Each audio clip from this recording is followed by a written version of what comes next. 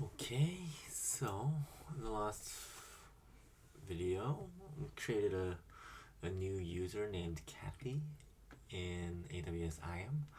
And so right now I'm still in my root account.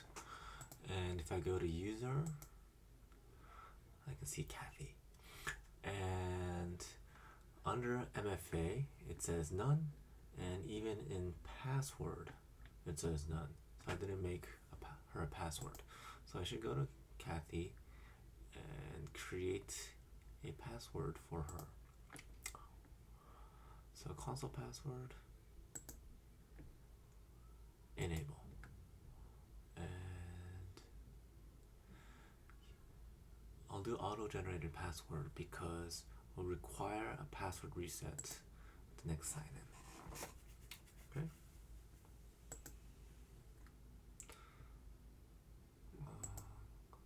Let's copy this. Okay, close. So now it says console password enabled. And then I'll do MFA device in a little second. Or not, it won't be device, but MFA in a little second. So let me go to a different browser window. And what we'll do is go to the IAM user. Okay. And what we need to do is get the account ID or account alias. And so what I have here, let me go back to the dashboard. And I can do the account ID or the account alias. Copy, go back here, and then go to paste, next. And IAM user is Kathy under this account. The password is what I set to a couple seconds ago. Let's go back to security credentials.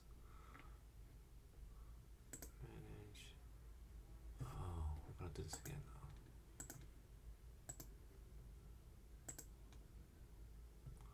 Show. Copy, close, go back here, and there's a password, paste. And this should be.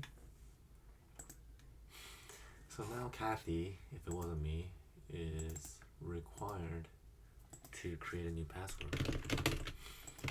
And there are some regulations that you can do on passwords, but like a limit, like a password size limit, like length limit, like it has to be 8 characters or different capitals or different symbols and things like that, and you have to change every 30 days or something like that. Okay. Why didn't it work?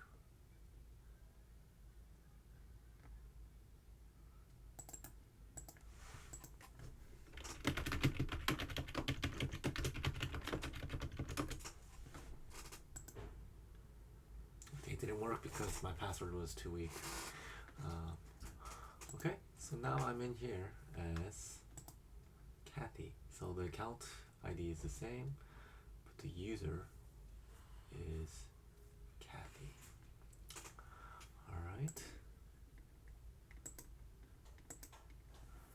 And what I can do now is set the MFA for Kathy, and I'll do that with authy.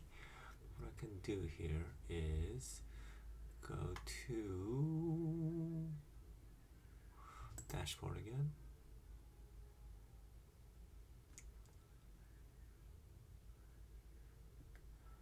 Go to users. You can see that the MFA is none. So I'll go back to Kathy.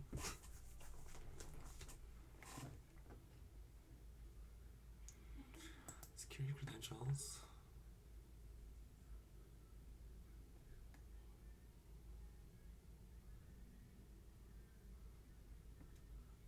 Manage. So you can do virtual MFA with software like Google Authenticator or Authy, or hardware. We'll just go to virtual.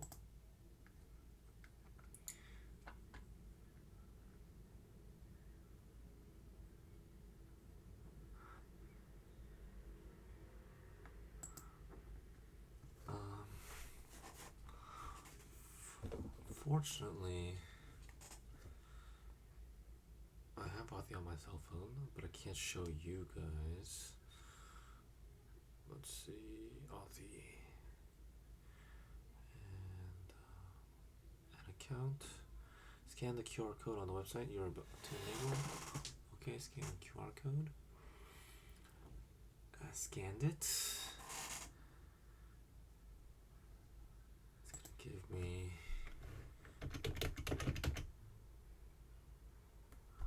one MFA code, and then in a couple seconds it'll give me the next one.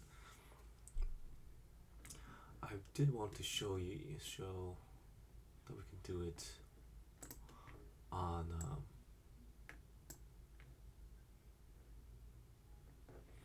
the computer too, but unfortunately I'm on a Mac Mini and it doesn't have a camera.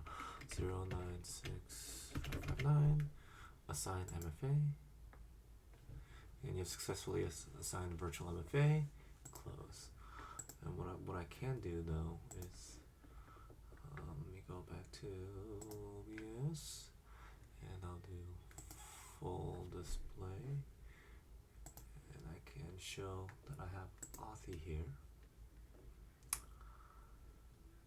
and it did not update from my cell phone.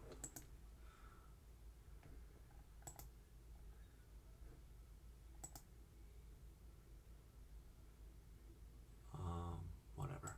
Okay, anyways, so now that I created an MFA for Kathy, let me go back to OBS and change it here. I'm going to log out of Kathy. Where is it? Here it is. And log back in.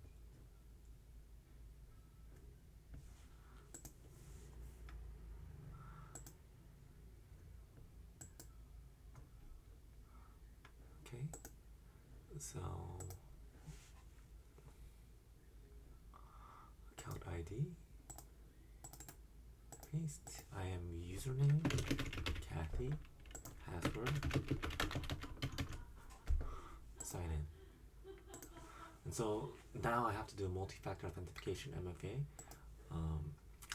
and in order to log in. So it's another protection